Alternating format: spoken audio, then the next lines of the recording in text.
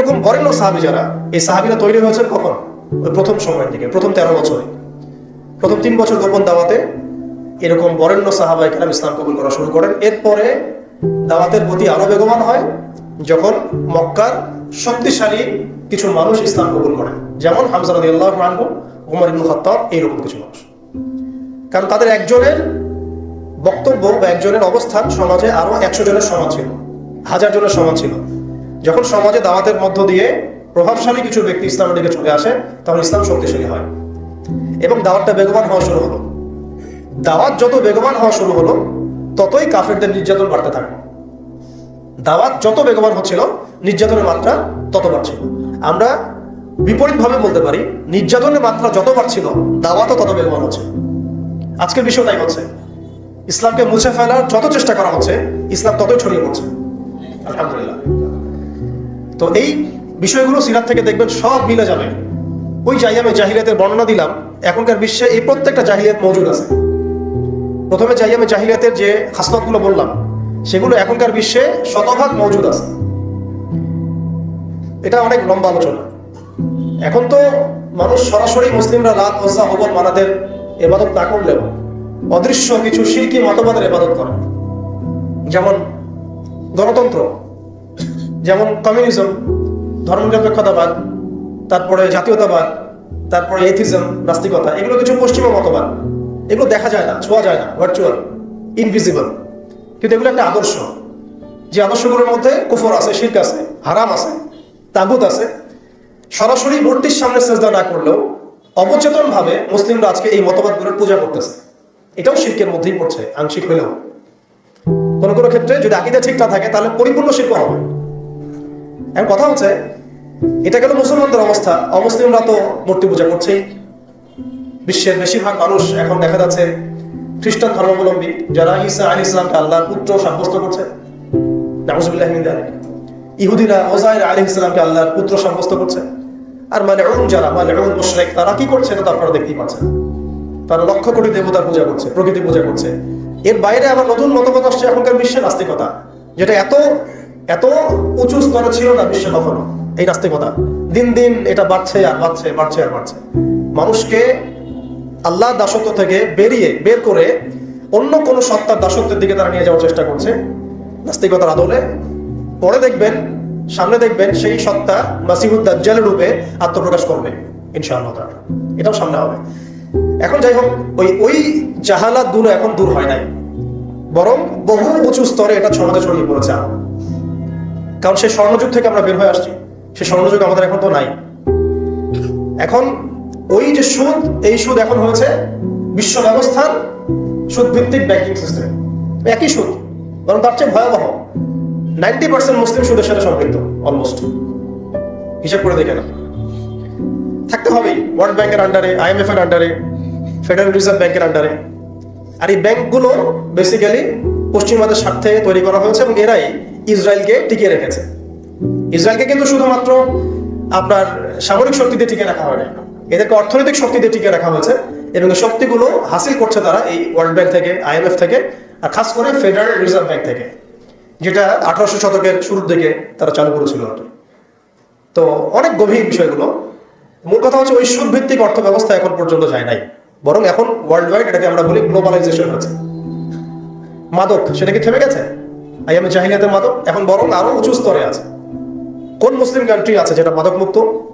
আরবের মধ্যেও দেখবেন মানুষ ওপেনে মাদক খাচ্ছে, আরবের মধ্যেই। যারা গিয়েছেন, যাওয়া আসা করেন, তারা তো দেখেনি মাদক থেকে কে মুক্ত, কোন কোন ন্যাশনটা মুক্ত মুসলিমদের মধ্যে। বরং ইসলামিক কান্ট্রিগুলোতে মদকে সংবিধান দিয়ে হালাল করা হয়েছে। ইসলামিক কান্ট্রিগুলো বলি আমরা, যে তথাকথিত ইসলামিক কান্ট্রি, বাংলাদেশকে তো অনেক ইসলামিক কান্ট্রি মনে করে আর কি, ঠিক আছে? পাকিস্তানকে ইসলামিক কান্ট্রি মনে করে, ইরানকে ইসলামিক কান্ট্রি মনে করে, ঠিক আছে? জর্ডানকে ইসলামিক কান্ট্রি মনে করে, লেবাননকে ইসলামিক কান্ট্রি মনে করে। ইসলামিক কান্ট্রি আর ইসলামিক স্টেট এগুলো এক না বিষয়। মুসলিম সংখ্যাগরিষ্ঠ থাকলেই একটা রাষ্ট্র ইসলামিক স্টেট হয় না, হয় না। মুসলিম সংখ্যাগরিষ্ঠ থাকলে একটা রাষ্ট্র কখনো ইসলামিক স্টেট হয় না। একটা রাষ্ট্র তখনই ইসলামিক স্টেট হয় যখন সেটা আল্লাহর আইন দ্বারা পরিচালিত হয়। তো বাংলাদেশ কি আল্লাহর আইন দ্বারা পরিচালিত হয়? সবাই জানি এটা হয় না। এটা হওয়ার ইচ্ছাও কি তাদের আছে? যারা লিডিং রোল প্লে করে তাদের তো ইচ্ছাও নাই।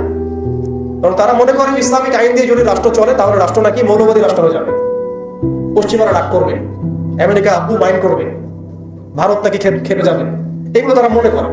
এই জুজুর ভয় তারা আমাদেরকে দেখায়, এগুলো সব জুজুর ভয়।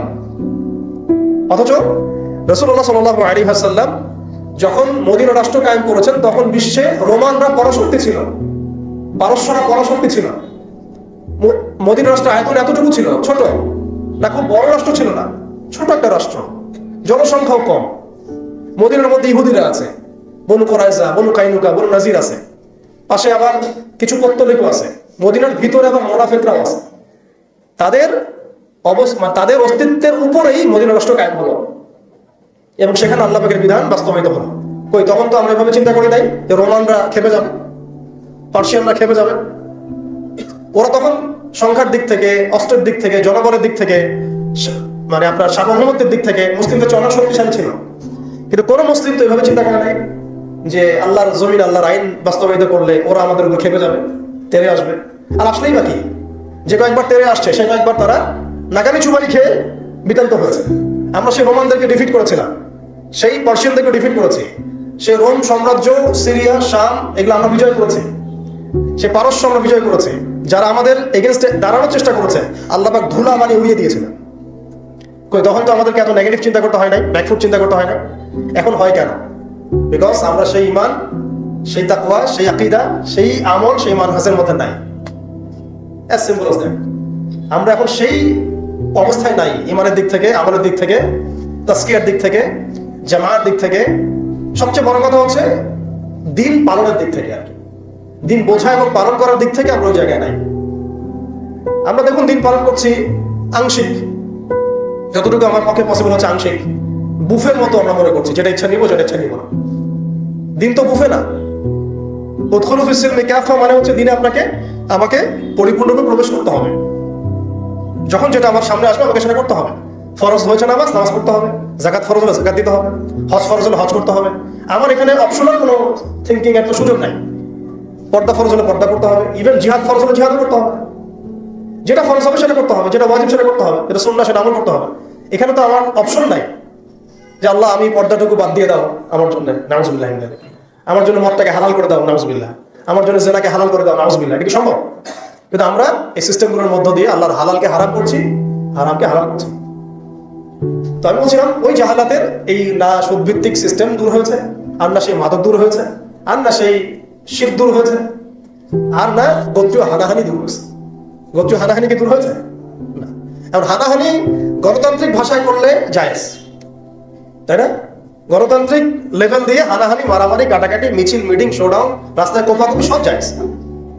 কিন্তু ইসলামের পরিভাষায় যদি আমরা জিহাদ ফি সাবিলিল্লাহ বলি তাহলে আটকে উঠে আপনার কি অবস্থা? তাহলে মৌলবাদী, জঙ্গি, সন্ত্রাস। ছাত্ররা যা করেছিল জুলাইয়ে, এই কাজটার 10%ও যদি দাড়ি টুপি ওয়ালারা করতো তাহলে মনে হয় বাংলাদেশেও সব মসজিদ সিলগালা করে দিত, সব মাদ্রাসা সিলগালা করে দিত, তাই না? মানে গণতান্ত্রিক পরিভাষায় এই ফিতনাগুলো জায়েজ, তাই না? ফিতনা মানে পরীক্ষা, ফিতনা মানে সঙ্গে কি পরীক্ষা, এই পরীক্ষাই তো আমরা। কিন্তু ইসলামিক পরিভাষায় যদি আমরা ইবাদত বলি, ইসলামিক পরিভাষা একটা ইবাদত, সেটা নাজায়েজ হয়ে যাচ্ছে। আর গণতান্ত্রিক পরিভাষায় তথাকথিত এই গণতান্ত্রিক রাষ্ট্রে এবং গণতান্ত্রিক এই বিশ্বে এগুলোকে তারা জায়েজ করে নিয়েছে।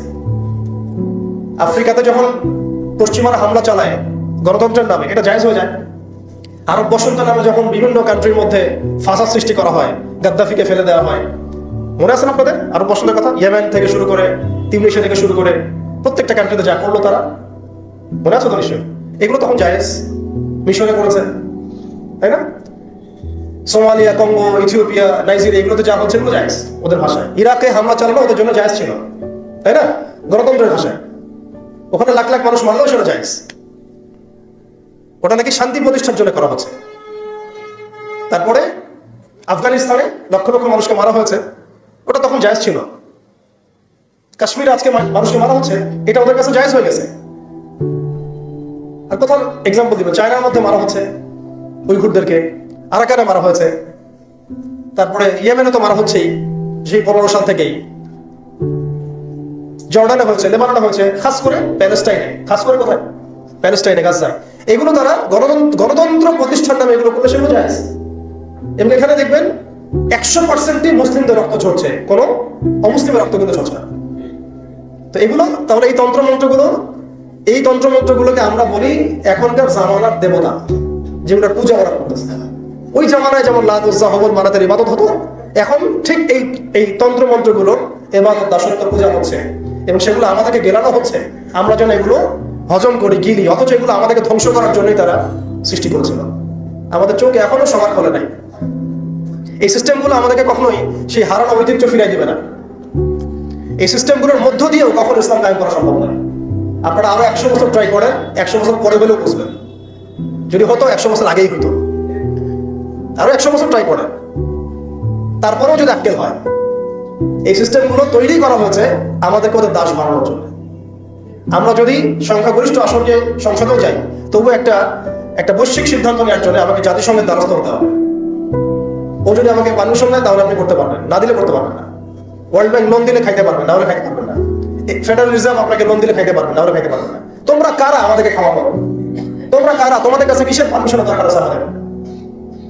রোমানদের কাছে কি নবী সাল্লাল্লাহু আলাইহি ওয়াসাল্লাম পারমিশন চাইছিলেন নাকি? পার্সিয়ানদের কাছে ওই যুগে তিনি পারমিশন চাইছেন নাকি? আমাদের স্টেট, আমাদের জমিন, আমাদের দিন, আমাদের রাষ্ট্র, তুমি কি আমাদেরকে এগুলো বলার? তোমাদেরকে কে অথরিটি দিচ্ছে সারা বিশ্বের মরণগিরি করতে? কে তোমাকে বলছে যে আমেরিকা হচ্ছে পৃথিবীর মানে রুলিং স্টেট? এই আইডেন্টিটি তোমাকে কে দিছে? সেই বিশ্বকে শাসন করবে এই অধিকার তাকে কে দিছে? ইসরায়েল বিশ্বকে শাসন করবে এই অধিকার ওকে কে দিছে? কে দিছে অধিকার ওদেরকে? সে যেখানে ইচ্ছা তারা মুসলিমদেরকে মারবে, যেখানে ইচ্ছা আমাদের পণ্যগুলো তারা ধ্বংস করবে, আমাদের মাদেরকে ধর্ষণ করবে, বোনদেরকে রেপ করবে, আমাদের বাচ্চাদেরকে বোম মারবে, হাসপাতালে বোম মারবে। এবং এগুলো সবকিছু অপরাধ করার পরেও তাদের সামান্য ন্যূনতম সাফাইটুকু থাকবে না যে আমরা একটা অন্যায় করছি। বরং তারা উল্টা বলবে আমরা হিউম্যানিটি, গণতন্ত্র এবং শান্তি প্রতিষ্ঠার জন্য কাজগুলো করছি। এরপরে আমাদের চোখ খুলে না যে বিশ্বের মধ্যে আমরা শত্রু কারা। এরপরে ওদের বানানো তন্ত্রমন্ত্রের মধ্যেই আমরা হাবুডুবু খাচ্ছি। আমরা ইসরায়েল ইস্যু নিয়ে যখন মার্চ হলো, আর অনেক কিছুই হলো বাংলাদেশে, একটা কিন্তু শব্দ খুব স্ট্রংলি আসছিল, পণ্য বয়কট, তাই না? দেখেন আমরা সবাই এতটুকু কমন সেন্স হয়েছে যে পণ্যগুলো যদি বয়কট করি তাহলে ওদের অর্থনীতির মধ্যে ধস আসবে, টাকা ওদের উপার্জন হবে না, সেই টাকা দিয়ে তারা মুসলিমদেরকে নিধন করতে পারবে না। ওদের পণ্য বয়কটের ব্যাপারে আমরা যতটা সচেতন ছিলাম, ওদের আদর্শ, মতবাদ, দর্শনগুলো বয়কটের ব্যাপারে আমরা এত সচেতন না। আমি ওদের পণ্য বয়কটের কথা বলছি, এদিকে ওদের আদর্শ নিয়ে আমি দীক্ষিত হচ্ছি। এডুকেশনের মধ্যে ওর আদর্শ, ইকোনমির মধ্যে ওর আদর্শ, পলিটিক্সের আদর্শ, নির্বাচনের মধ্যে ওর আদর্শ, তারপরে আপনার এই কি বলবো সংস্কৃতির মধ্যে ওদের আদর্শ, সামাজিক রীতিনীতি, কৃষ্টি কালচার ওদের আদর্শ, ইভেন আমাদের ড্রেস আপ, গেট আপ, চলাফেরা, কথাবার্তা, ওঠা বসা, এভরিথিং তাদের আদর্শের মধ্যে। আবার এদিকে নামাজে বলছি গায়রিল মাগদুবি আলাইহিম ওয়ালাদ-দাল্লিন, এর অর্থ বুঝি না আমরা। গায়রিল মাগদুবি আলাইহিম ওয়ালাদ-দাল্লিন, আল্লাহ আমাদেরকে তাদের পথে চালায়ও না যারা কিনা মাগদুব আর যারা কিনা দাল্লিন। নবীজিকে জিজ্ঞাসা করা হচ্ছে কারা মাগদুব ইয়া রাসূলুল্লাহ, কারা দাল্লিন? নবীজি বলছেন মাগদুব হচ্ছে হুমুল ইহুদি, তারা হচ্ছে ইহুদি, আর দাল্লিন হুমুন নাসারা, তারা নাসারা, খ্রিস্টান। প্রত্যেক নামাজে 17 বার পড়ে, প্রতিদিন 17 বার পড়ে ফরজ নামাজে কমপক্ষে, যে আল্লাহ আমাকে ইহুদিদের পথ থেকে বাঁচাও, খ্রিস্টানদের পথ থেকে বাঁচাও, ওদের আদর্শে আমাদেরকে চালায় না। আপনার আমার জীবনের প্রতিটা ডিপার্টমেন্ট এই আদর্শে দীক্ষিত। এমন ভাবে আমরা অবচেতন মনে এদের দাসত্ব করছি, মনে হচ্ছে যেন এর বাইরে কোনো পথই নাই, কোনো পদ্ধতি নাই, যেন এর বাইরে কোনো আমাদের উদ্ধার পাওয়ার, উন্নতি করার কোনো রাস্তাই মনে হয় খোলা নেই। এরা আসছে কতদিন হলো পৃথিবীতে? আপনি বলেন তো আমাকে, এরা পৃথিবীতে আসছে কবে থেকে? এই পশ্চিমাদের যে দৌরত্ব, উত্থান, এটা কতদিন থেকে? 100 বছর, 150 বছর, 200 বছর, সর্বোচ্চ 300 বছর, সর্বোচ্চ 300 বছর। যদি আপনি ফরাসি বিপ্লব থেকে হিসাব করেন, সর্বোচ্চ 300 বছর।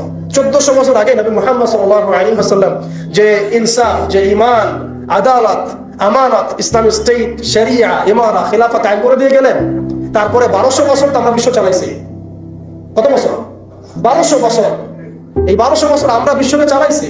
ওরা আমাদের রাষ্ট্রে থাকতো কর দিয়ে, জিজিয়া দিয়ে থাকতো। ওরা আমাদের রাষ্ট্রে জিজিয়া দিয়ে থাকতো। আমাদের ব্যাক টু ব্যাক জিহাদ হয়েছে ওদের সাথে, জিহাদ হয়েছে, কিতাল হয়েছে, ক্রুসেড হয়েছে। কখনো তো আমরা এরকম করে চিন্তা করি না। এটা নতুন ওয়ার্ল্ড অর্ডার আসছে, বিগত 200, 250, 300 বছর থেকে বিশ্বে একটা নতুন ওয়ার্ল্ড অর্ডার নিয়ে আসছে তারা। এবং এই ওয়ার্ল্ড অর্ডারটা তারা কায়েম করেছে একটা উদ্দেশ্যে, সেটা হচ্ছে তারা এই বাইতুল মুকাদ্দাস এবং হোলি ল্যান্ড, পবিত্র ভূমিটাকে লিবারেট করতে চায় এবং সেখান থেকে তারা দাজ্জালের শাসন কায়েম করতে চায়। বাস, খালাস, আর কিচ্ছু নাই। বিশ্বের যা কিছু হচ্ছে এটা কোনো না কোনোভাবে এর সাথে সম্পৃক্ত। ওদের জাতিসংঘ তৈরি করা, ওদের এই ব্যাংকিং সিস্টেম, ওদের এই পলিটিক্যাল সিস্টেমগুলা, খিলাফাকে ধ্বংস করা, মুসলিমদেরকে এইভাবে টুকরা টুকরা করে বিভক্ত করে ফেলা, মুসলিমদেরকে নিধন করা, ওদের সামরিক যে উন্নতি, হ্যাঁ, ওদের জনসংখ্যা, ওদের যে প্রযুক্তিগত উন্নয়ন, সব কিছু দেখবেন আস্তে আস্তে আস্তে আস্তে ওই বাইতুল মুকাদ্দাসে গিয়ে থাকবে। ওরা চায় ওই জায়গা থেকে বিশ্বকে শাসন করতে, ওরা চায় ওই জায়গা থেকে বিশ্বকে শাসন করতে। এবং ইসরায়েল নিজস্ব একটা রাষ্ট্র না, একটা প্রক্সি রাষ্ট্র। তাকে জন্ম দিয়েছে ব্রিটেন, ওকে ভরণ পোষণ দিয়েছে ব্রিটেন। তারপরে ওকে আজকে বড় করেছে, এই যৌবনে নিয়ে আসছে আমেরিকা, পশ্চিমারা। খালাস, ও একা কিছু ছিল না। কি উদ্দেশ্যে? কারণ তারা তাদের যে গন্তব্য সেটা সম্পর্কে সচেতন। তারা তাদের ধর্মের মধ্যে এখনো লেখা আছে যে তালমুদ নামক কিতাবে যে শেষ জামানায় ওদের একজন মিসায়া আসবে। মিসায়া, আমরা বলি মাসিহ, তারা বলে মিসায়া। যে মিসায়া আসলে পরে তারা জেরুজালেম থেকে পুরো বিশ্বকে শাসন করবে। জেরুজালেম এক্স্যাক্টলি নাই, আসছে হোলি ল্যান্ড। তো হোলি ল্যান্ডের কেন্দ্র তো জেরুজালেমই আর কি।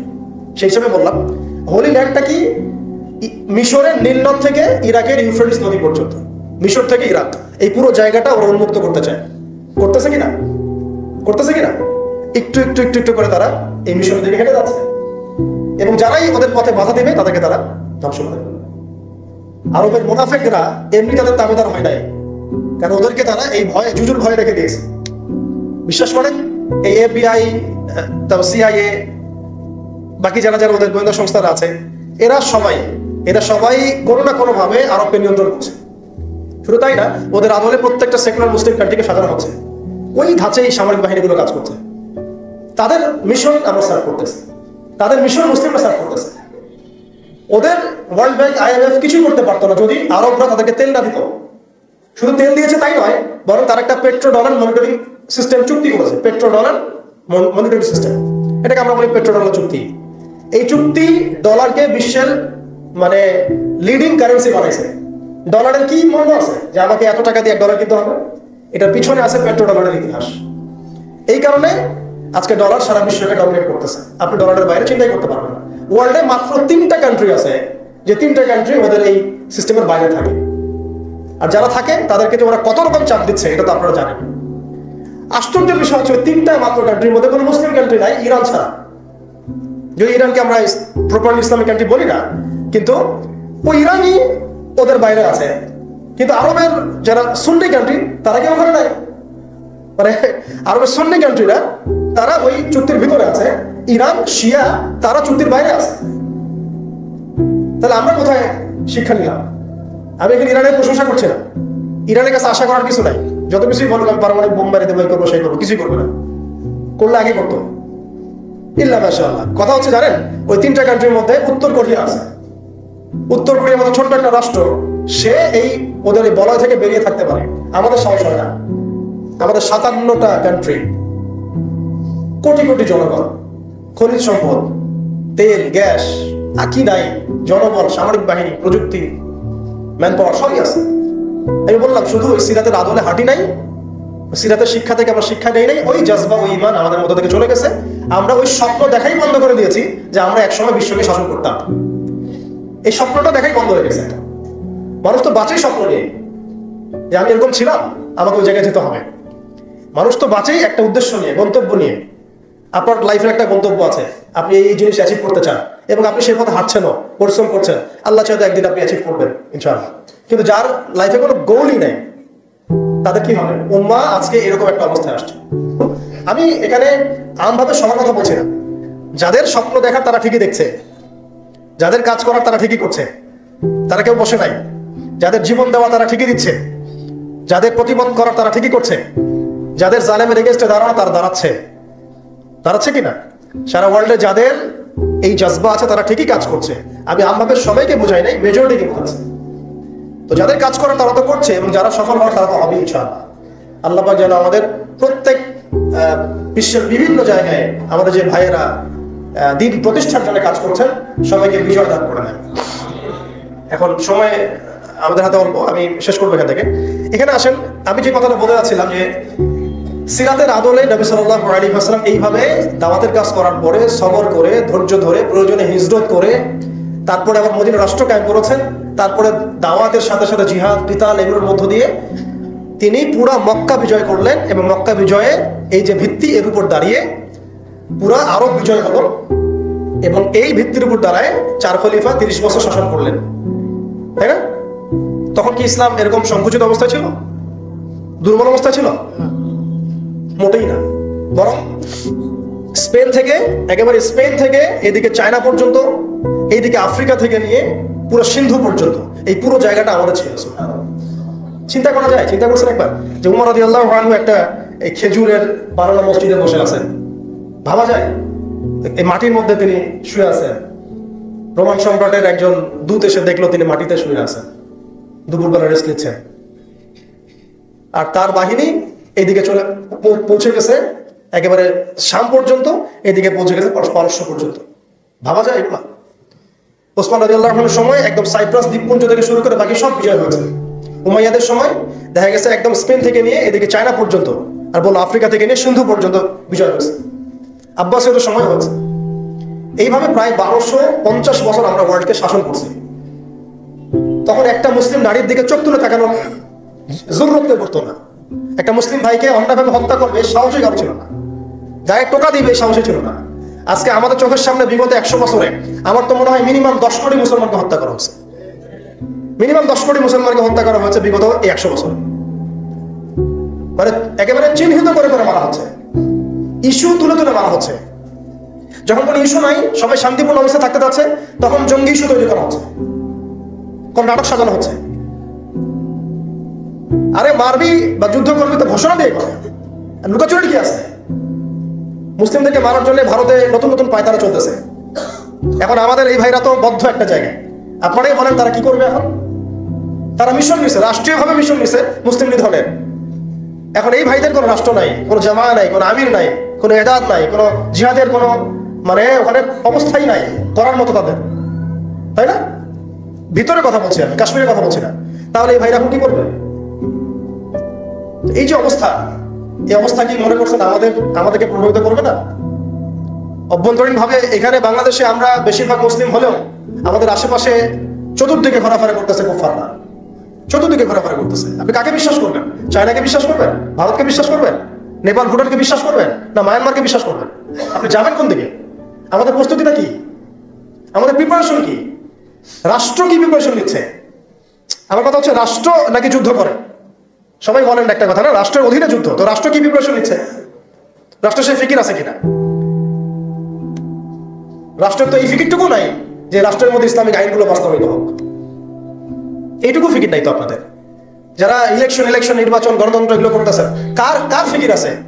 আল্লাহর কসম করে বুকে হাত দিয়ে বলেন তো কার ফিকির আছে ক্ষমতায় গিয়ে আপনি আল্লাহর আইন বাস্তবায়ন করবেন? ইসলামপন্থী ভাইদের কথা বাদ দিচ্ছি, ইসলামপন্থী ভাইদের কথা বাদ দিলাম, আমি সেকুলারদের কথা বলছি, ডেমোক্রেটিকদের কথা বলছি। রাষ্ট্র চলে আসছে এইভাবে। আর যারা ফিকির করছেন ইসলাম নিয়ে আমি যাবো, ওখানে গিয়ে এটা করবো, এটা আপনি ডেমোক্রেটিক সিস্টেমে করতে পারবেন না। আপনাকে সিস্টেমটা সরাই ফেলতে হবে। গণতন্ত্র বলে কোনো শব্দই রাখা যাবে না, তারপরে শরিয়া কায়েম করতে পারবেন। শরিয়া আর গণতন্ত্র একসাথে থাকতে পারে না। শরিয়া, গণতন্ত্র, ধর্মনিরপেক্ষতা বা কমিউনিজম এগুলো একসাথে থাকতে পারে না। একটা বোতল, এর মধ্যে আছে আপনার বিষ, এখানে আপনি দুধ খেতে পারবেন না। একটা বোতল, এখানে আছে বিষ, আপনি এটাকে 1000 বার ধুইতে হবে, ধোয়ার পরে আপনি দুধ ঢালতে পারবেন, খাবার রিস্ক নিতে পারবেন, তাও খাবেন কিনা সন্দেহ আছে। আর এগুলো হচ্ছে মারাত্মক শিরকের বিষ। এগুলো পশ্চিমাদের দাসত্ব করাবে আপনাকে। আমাদের হচ্ছে বড় কান্ট্রি আছে একটা তুরস্ক, একটা ইসলামিক ল বাস্তবায়ন করছে কিনা দেখায়। বড় একটা কান্ট্রি আছে মিশর, দেখায় না আমাকে একটা ইসলামিক ল বাস্তবায়ন করতে পারছে কিনা। তিউনিসিয়া পারছে কিনা, আজারবাইজান পারছে কিনা, মরক্কো পারছে কিনা, ইথিওপিয়া পারছে কিনা? আপনারা বলেন পারছে কি? ইয়েমেন পারছে কিনা? জর্ডান পারছে কিনা? লেবানন পারছে কিনা? পারে নাই। আফগানিস্তান পারছে কেন? আফগানিস্তান পারছে কেন? কারণ তারা সিস্টেমগুলোকে সরাই দিয়েছে। সিরাতের আদলে, সিরাতের রক্তে ওরা জমিনকে পবিত্র করে ফেলছে। সিরাতের আদলে জিহাদের মাধ্যমে রক্ত দিয়ে পশ্চিমাদেরকে বিতাড়িত করে ওরা জমিনকে পবিত্র করে শরিয়া কায়েম করছে। এটাই শরিয়া কায়েম করার রাস্তা, আর কোনো রাস্তা নাই। আপনি যতই তন্ত্রমন্ত্রের ধার ধারেন না কেন, আপনি কখনোই সফল হতে পারবেন না। লিখে নেন, কাজ করতে থাকেন, দেখেন ফান্তাজিরু ওয়া ইন্না মাআকুম মিনাল মুনতাজিরিন। কোনো সমস্যা নাই। আফগান পারছে এই কারণেই, কারণ তারা পশ্চিমাদের তন্ত্রমন্ত্রের গরম ধাঁধায় পড়ে নাই। তারা সিরাতের রাস্তায় হাঁটছে, ওকে আমাদের সাথে মরবা, আমরা তোমাদের সাথে মরবো, ঠিক আছে, হয় তোমরা থাকবে না হলে আমরা থাকবো, হয় তাওহীদ থাকবে না হলে শিরক থাকবে, হয় শরিয়া থাকবে না হলে তোমাদের তন্ত্রমন্ত্র থাকবে। এই লড়াই যখন হয়েছে, হইতে হইতে হইতে এক পর্যায়ে 20 বছর সময় লাগলেও সেটা আজকে বাস্তবায়ন হয়েছে, যেটা আপনার আমার অঞ্চলে 100 বছরও হয় নাই, 50 বছরও হয় নাই। এরপরেও আল্লাহ পাক আমাদেরকে চোখের সামনে কিন্তু মিসাল দেখাই দিয়েছে, তারপরেও আমাদের মধ্যে বোধোদয় হচ্ছে না, আমরা বুঝতে পারছি না যে কোন পথে হাঁটবো। দেশের যত সমস্যা দেখবেন, মিডিয়ায় যান, মিডিয়ায় গেলে মনে হবে দেশের সমস্ত সমস্যার হালত এবং সমাধান হচ্ছে একটা বিষয়, মিডিয়ার ভাষায়। মিডিয়ায় ঢোকেন, দেখেন কি হচ্ছে, অনেক প্রবলেম দেশের মধ্যে, সংস্কার, এইটা সেটা অনেক কিছু হচ্ছে। ভাবখানা এমন যে সব কিছু থেকে উদ্ধার করবে আমাকে একটা শব্দ, তার নাম নির্বাচন। তার নাম মানে নির্বাচন হলেই সব সমাধান হয়ে যাবে। এটা আমাদের আকীদা, আমাদের চিন্তা এরকম ভাই। একটা মুদির দোকানদারকে জিজ্ঞাসা করেন, সেও এই কথাই বলবে। আবার বুদ্ধিজীবীকে জিজ্ঞাসা করেন, সেও এই কথাই বলতেছে। টকশোতে বসে সেও কথা বলতেছে। এমপি কে বলেন, সেও কথা বলতেছে। মানে পুরো অবচেতন দাসত্ব, অবচেতন ইবাদত। দেখেন আমাদের অবচেতন মনে আমরা ইবাদত করে ফেলছি গণতন্ত্রে, পশ্চিমাদের ওদের তন্ত্রমন্ত্র গুলা। ইলেকশন দিলে সব সমাধান হয়ে যাবে? কোন পদ্ধতিতে আপনি দিবেন? দেওয়ার পরে কি হবে? মূলনীতি কি থাকবে? সংবিধান কি থাকবে?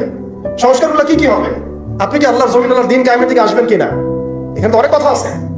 এগুলোকে সলিউশন না করে XYZ যেই আসুন, আপনি আমাকে বসাই দিন, আমি কিছুই করতে পারবো না।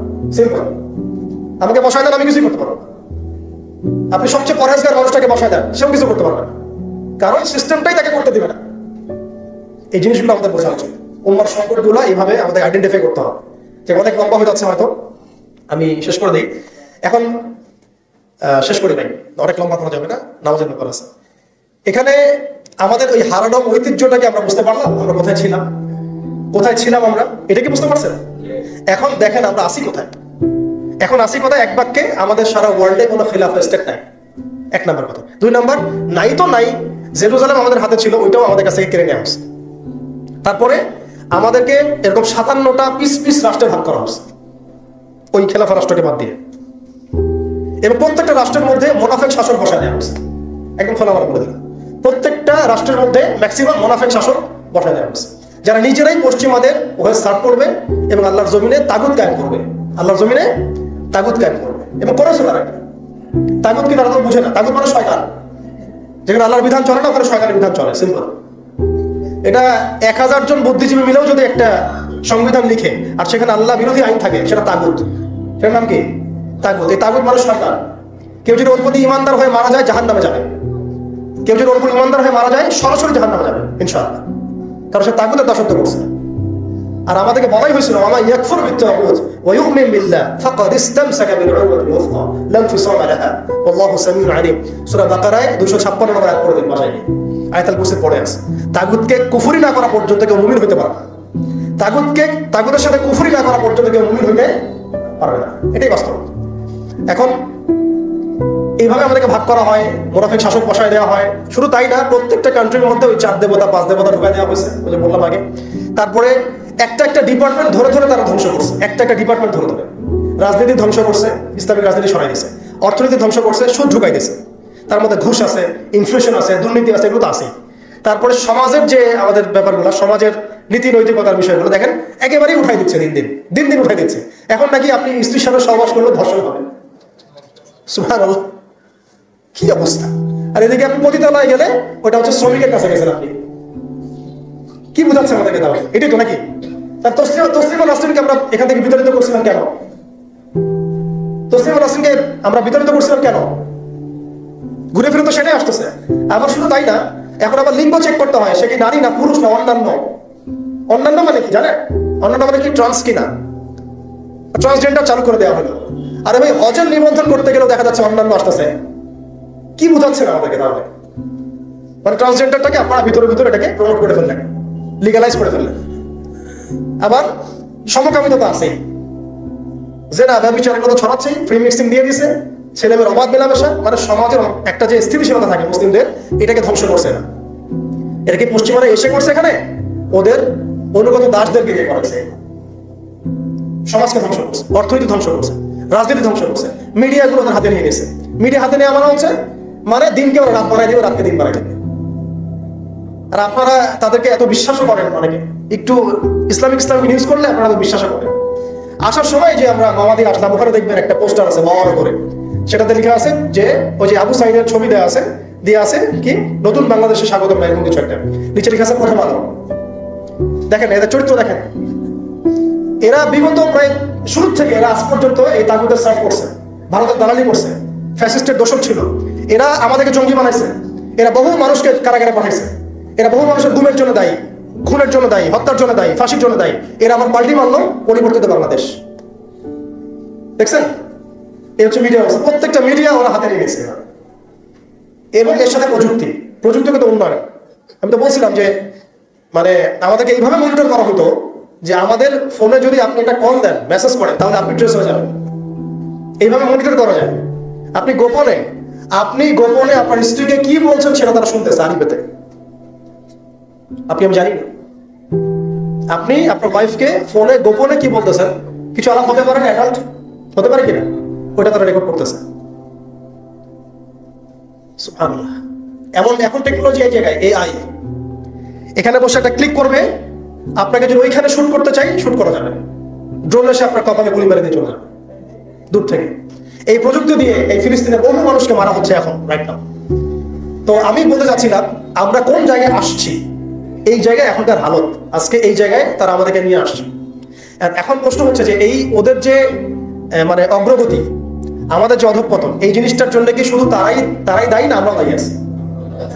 শুধু কি তারাই দায়ী না আমরা দায়ী আছি? আমরা আমাদের আগে দোষগুলো খুঁজে বের করব, আমরা নিজেরা আমাদের আগে ল্যাকিংস গুলোকে খুঁজে বের করব। আপনি দেখবেন, খুঁজতে থাকেন, প্রথম ল্যাকিংস পাবেন আপনি আমি, বেশিরভাগ মানুষই জীবনের মৌলিক উদ্দেশ্য থেকে সরে গেছে। আমরা দুনিয়াদার হয়ে গেছি ভাই। আমরা এই দুনিয়াতে এইভাবে থাকার জন্য আসি নাই। আল্লাহ পাক আমাদেরকে পাঠাইছেন এই দুনিয়াতে দুইটা কাজ দিয়ে, একটা হচ্ছে আল্লাহর ইবাদত করতে হবে এবং তার জমিনে দিন কায়েম করতে হবে। এখানে আমি অন্য কোনো উদ্দেশ্যে আসি নাই, আমরা মুসাফির এখানে সবাই। আল্লাহ পাক বলেছেন ওয়া মা খালাকতুল জিন্না ওয়াল ইনসা ইল্লা লিয়াবুদুন, আর ইন তানসুরুল্লাহ ইয়ানসুরকুম ওয়া ইউসাব্বিত আকদামাকুম ওয়ালা তামুতুন্না ইল্লা ওয়া আনতুম মুসলিমুন। কতগুলো আয়াত আছে। ইন্নাল্লাহা লা ইউগাইয়িরু মা বিকওমিন হাত্তা ইউগাইয়িরু মা বিআনফুসিহিম। আয়াতের পর আয়াত বলা যাবে। আমাদেরকে এই দুনিয়াতে পাঠানো হয়েছে দুইটা কাজ, আমাদেরকে আল্লাহর ইবাদত করতে হবে এবং আল্লাহর জমিনে তার দিন কায়েম করতে হবে। এটা আমাদের কাজ, বাকি সবকিছু গৌণ, এগুলো মুখ্য কাজ, মেইন। এবং আমাদেরকে দিন দেয়া হয়েছে কেন? ওয়াল্লাযী আরসালা রাসূলাহু বিল হুদা ওয়া দীনিল হক লিইয়ুযহিরাহু আলা দ্বীনি কুল্লি। এই দিনটা আল্লাহ পাক দিয়েছেন এই কারণে যাতে এই দিন অন্য সমস্ত দিনের উপর জয়লাভ করে। তো জয়লাভ কখন করবে? যখন আমরা ফিকির করবো তখন। এটা কি আব্রাহার যুগ যে আবাবিল পাখি এসে পাথর ছুড়বে? বলেন, এখন পাথর আপনাকে আমাকে ছুড়তে হবে? এটা তো আব্রাহার যুগ না। নবী সাল্লাল্লাহু আলাইহি ওয়াসাল্লাম দোয়া দিয়েই কি সব হয়েছে? দোয়ার সাথে চেষ্টা করেন নাই তিনি? এমনকি বদর যুদ্ধের দিনও তিনি কূপ দখল করলেন, ভালো জায়গাটাতে শিবির গাড়লেন, সৈন্য বিন্যাস করলেন, সবকিছু যখন ঠিকঠাক মতো হয়ে গেল, তারপরে বৃষ্টি আসলো আল্লাহর পক্ষ থেকে, তিনি দোয়া করা শুরু করলেন। এই দোয়ায় আল্লাহ পাক ফেরেশতা নাযিল করলেন। তাহলে কি আমাদের কাছে একমুখী না সবকিছু করতে হবে? এখন আমাদেরকে এই ল্যাকিংস গুলোকে খুঁজে বের করতে হবে। আমাদের ল্যাকিংস কোথায়? এই ইমানের দুর্বলতা, জীবনের উদ্দেশ্যের দুর্বলতা। আমরা দুনিয়াদার হয়ে গেছি, ভোগবিলাসী হয়ে গেছি, আমরা আমাদের ঐতিহ্য ভুলে গেছি, আমাদের শেকড় ভুলে গেছি, আমলে ঘাটতি হয়ে গেছে, হারাম খোর হয়ে গেছি, আমরা জেনাকার হয়ে গেছি, আমরা ফ্রি মিক্সিং করতেছি, পরকীয়া করতেছি, ঘুষ খাচ্ছি, দুর্নীতি করতেছি, সুদ খাচ্ছি, আমরা করতেছি। এগুলো পশ্চিমারা করতেছে না। আমাদের ল্যাকিংস গুলোকে আমাদেরকে দূর করতে হবে।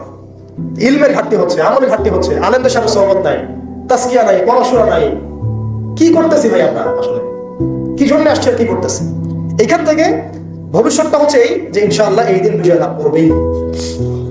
আজকার কাল হোক, আল্লাহ পাক এমন জামা, এমন ইমারা, এমন আল্লাহর সেনাবাহিনী তৈরি করবেন যারা আস্তে আস্তে আস্তে আস্তে বাইতুল মুকাদ্দাস পর্যন্ত যায়। এটা লেখা হয়ে গেছে।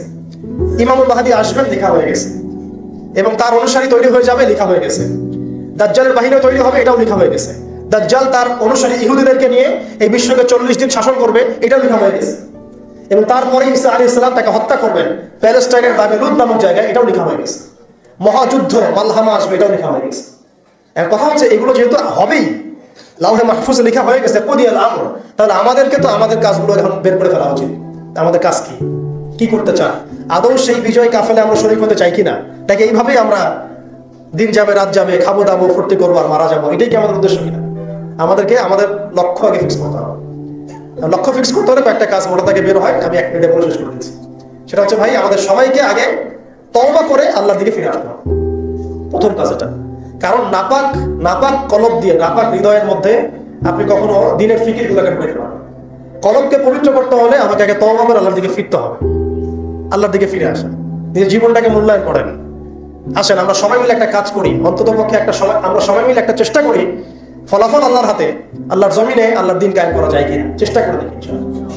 এবং সেটা আমাদেরকে তো আল্লাহ পাক পুরো বিশ্বের জিম্মাদার করেন নাই, আমরা এই অঞ্চলে থাকি, এই অঞ্চলে অন্তত আমাদের চেষ্টা করা উচিত। অন্য অঞ্চলে তো ভাইরা চেষ্টা করছে, আফগানের ভাইরা তো আমাদের জন্য পরোয়া করে বসে থাকে না, থাকে নাই। ওই আফ্রিকার ভাইরাও তো বসে নাই, এদিকে হামাসের ভাইরাও বসে নাই, কেউ কি বসে আছে? দেখেন যাদের কাজ করা তারা কিন্তু ঠিকই করতেছে। আমাদের অঞ্চলের কনফ্লিক্টটা আপনি এড়াইতে পারবেন না। আমাদের অঞ্চলের কনফ্লিক্টটা হচ্ছে এই উগ্র হিন্দুত্ববাদীদের এগেইনস্টে। এটা শাহজাহান আর কারণ আপনারা বুঝতে পারবেন। এর একটা বড় মিশন নিছে, অখণ্ড ভারত তারা করতে চায়, এটা স্পষ্ট এজেন্ডা ওদের। এই এজেন্ডার মধ্যে বাংলাদেশ বাইরে না, বাংলাদেশ অন্তর্ভুক্ত আছে। আমাদেরকে প্রিপারেশন নিতে হবে, সব দিক থেকে প্রিপারেশন নিতে হবে। সবচেয়ে বড় প্রিপারেশন আল্লাহ থেকে ফিরে আসে, পরিপূর্ণ ইসলামে প্রবেশ করতে হবে, উদখুলু ফিস সিলমি কাফা একদম। আর ওই যে একটা প্রথমে বললাম, ইত্তাকুল্লাহ ওয়া লা তামুতুন্না ইল্লা ওয়া আনতুম মুসলিমুন, পরিপূর্ণ মুসলিম হয়ে যেতে হবে। আল্লাহর ভয় নিয়ে আসা, আল্লাহর কাছে আত্মসমর্পণ করা, পরিপূর্ণ মুসলিম হয়ে যাওয়া, আল্লাহর সব আদেশগুলো মানা, নিষেধগুলো ছেড়ে দেওয়া, নবীর সব আদেশ মেনে চলা, নবী যে নিষেধ করেছেন সেগুলো ছেড়ে দেওয়া সাল্লাল্লাহু আলাইহি ওয়াসাল্লাম। একই সাথে হালাল খাইতে থাকা, হারামে না যাওয়া, পরিবার ঠিকঠাক করে ফেলা, যদি ঠিক না হয় অন্তত একা হইলে একাই চলতে হবে। এটা আপনার জীবন, হিসাব আপনার, কবর হাসর আমার, যার তাত্তা। এটাতে কারোর জন্য কারো পরোয়া করার কোনো সুযোগ নেই, কারোর জন্য কারো বসে থাকার কোনো সুযোগ নেই, আমাকে আমার রাস্তায় চলতে হবে। অতএব এটা ঠিক করে ফেলা, পাশাপাশি আমাদের সন্তানদেরকে মানুষ করার চেষ্টা করা, এবং খাস করে আমাদের তরুণ ভাইদেরকে এই ইমানের পথে নিয়ে আসা। তাদেরকে দিয়ে হবে ইনশাআল্লাহ, আমরা প্রমাণ দেখেছি তাদেরকে দিয়ে হবে, এটা আমরা বিশ্বাস করি। শুধু তাদেরকে ঠিকভাবে নার্সিং করতে হবে, ভুল পথে যেন রক্ত না যায়, ভুল পথে যেন রক্ত না যায়। আজকে আবু সাইদ জীবিত থাকলে এই কথাটাই বলতো, এই জন্য রক্ত দিয়েছিলাম নাকি, আমি এই জন্য রক্ত দিয়েছিলাম নাকি? আজকে মুগ্ধ থাকলে এই কথাই বলতো, আমি এই জন্য রক্ত দিই নাই। যা করতেছেন আপনারা, আর বেশি বললাম না, যা করতেছেন আপনারা, শহীদ ভাইরা জীবিত হইলে তার এই কথা বলতো, এই জন্য আমরা রক্ত দিই নাই। এখন আমাদের এই প্রজন্মের ভাইদেরকে বোঝাতে হবে, দাওয়াতের কাজ বাড়াতে হবে, ওলামা ইকরামের সহমত লাগবে, ইলম লাগবে, তারপরে তাসকিয়া লাগবে, আধ্যাত্মিকত্বের দরকার আছে, ব্যাপক পড়াশোনা করতে হবে, আমল বাড়াই দিতে হবে, এবং সময় নষ্ট করা যাবে না। এর পাশাপাশি আমাদের প্রয়োজন হবে একটা জামাআবদ্ধ হওয়া, প্রত্যেকটা জায়গায় তাওহীদপন্থী ভাইদেরকে জামাআবদ্ধ হয়ে যেতে হবে। বড় পরিসরে জামা হোক না হোক, ছোট ছোট জামাগুলো হয়ে যাক, ছোট ছোট জামাগুলো প্রত্যেকটা জায়গায় হয়ে যাক। এলাকা ভিত্তিক কাজ করেন, মসজিদ ভিত্তিক কাজ করেন, আপনি অ্যাসোসিয়েশন করে কাজ করতে থাকেন, ইনশাআল্লাহ একদিন না একদিন আল্লাহ চান্ত বড় জামাও ক্রিয়েট হয়ে যাবে ইনশাআল্লাহ। আমাদের লাগবে আমির, লাগবে মামুর, লাগবে সামউ ওয়া দুআ, আমাদের লাগবে একটা চেয়ার অফ কমান্ড, এবং ইদাত লাগবে, প্রস্তুতি লাগবে, শারীরিক প্রস্তুতি, মানসিক প্রস্তুতি, আত্মিক প্রস্তুতি। যখন সময় আসবে ইনশাআল্লাহ আমরা ছাপাই করবো ইনশাআল্লাহ। এখন এখানে দাওয়াতের ক্ষেত্র চলতেছে, বাংলাদেশে এখন দাওয়াতের মেহনত বাড়াতে হবে, ব্যাপক দাওয়াতের কাজ করতে হবে। এখানে বাংলাদেশের অভ্যন্তরে সশস্ত্র যুদ্ধের কোনো এখানে মাসালা নাই, সুযোগ নেই। হ্যাঁ, ওরা যদি আমেরিকা হয়ে আসতে চায় আমরা তালেবান হয়ে যাবো, খালাস। ওরা যদি ইসরায়েল হয়ে আসতে চায় আমরা হামাস হয়ে যাবো। কিন্তু যদি এই অবস্থা না থাকে, শান্তিপূর্ণ অবস্থা, তাহলে আমাদের এখানে দাওয়াতের মেহনত বেগমন থাকতে হবে। এখন সেই হালত চলতেছে, অতএব আমাদের সবাইকে দাওয়াতের কাজে আত্মনিয়োগ করতে হবে, এই যোগ্যতা তৈরি করতে হবে, এবং এলাকা ভিত্তিক জামা গঠন করে ফেলতে হবে। এবং সবচেয়ে বড় কথা, ইসলাম তো পালন করবোই, এর পাশাপাশি অনইসলামিক যে কুফরি, আকীদা, শিরক, বিদআত, এগুলো সম্পর্কে আমাদের জানতে হবে। সমস্ত হালাল হারাম আইডেন্টিফাই করতে হবে, এগুলো থেকে দূরে থাকতে হবে। এমন যেন না হয় যে আমি সঠিক পথেও চলতেছি আবার গলদ আকীদার মধ্যে আছি, আমি ভালো কিছু নিয়াতে হাঁটছি আবার দেখে কবিরা গুনাহ করতেছি, এমন যেন না হয়। নিজেকে একেবারে আকীদা, আমল সব দিক থেকে পরিশুদ্ধ করে নেওয়া। আল্লাহ পাক আমাদের সবাইকে, খাস করে আমাদের তরুণ ভাইদেরকে, এবং যারা যারা আমরা এই বয়ান শুনলাম বা শুনছি বা শুনবো ইনশাআল্লাহ, সবাইকে আল্লাহ রাব্বুল আলামিন এই জমিনে দিন কায়েমের জন্য কবুল করে নেন। আল্লাহ পাক আমাদেরকে পরিপূর্ণ শক্ত ঈমান দান করেন, একদম সাহাবীওয়ালা জিন্দেগি দান করেন, একদম হালালের মধ্যে থাকার তৌফিক দান করেন, সব ধরনের হারাম এবং কবিরা গুনাহ ছাড়ার তৌফিক দান করেন, সমস্ত রকম শিরক, বিদআত এবং বিজাতীয় মতবাদ ছেড়ে দেওয়ার তৌফিক দান করেন। খাস করে আল্লাহ পাক আমাদের মধ্যে একটা ভ্রাতৃত্বের বন্ধন দান করেন। যারা যে ভাইরা দেশের মধ্যে কাজ করছেন সবার সাথে হৃদ্যতাপূর্ণ সম্পর্ক রাখার তৌফিক দান করুন এবং আমাদেরকে একটা ঐক্যবদ্ধ প্ল্যাটফর্ম দান করুন। বহির্বিশ্বে যা হচ্ছে, আশেপাশে যা হচ্ছে, রাষ্ট্র, অর্থনীতি, জিওপলিটিক্স সবকিছু সম্পর্কে একদম চোখ কান খোলা রাখার তৌফিক দান করুন। যখন যে হালত আসবে সেইভাবে আমরা রিয়াক্ট করবো ইনশাআল্লাহ। এখন আমাদের কাজগুলো যেগুলো বললাম এগুলো আমরা করতে থাকবো এবং এগুলোর সাথে সাথে আমরা ব্যাপক দাওয়াতের কাজ করতে থাকবো। আল্লাহ পাক আমাদের সবাইকে যেন দিনের জন্য কবুল করেন।